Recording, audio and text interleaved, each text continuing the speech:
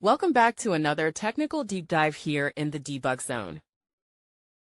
Today, we're tackling a big question and breaking it down with insights from other users. Hopefully, this clears up some misconceptions and helps you get the answer you need.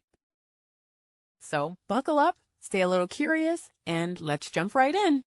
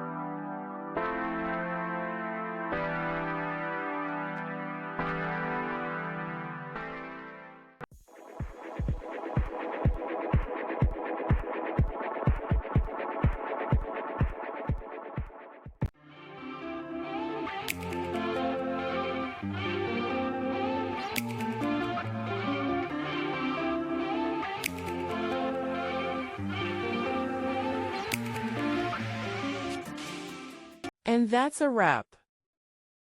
I hope you found the answer you were looking for. If you did, take a second to hit that subscribe button. It really helps out. And let me know in the comments which solution worked best for you. See you next time in the Debug Zone.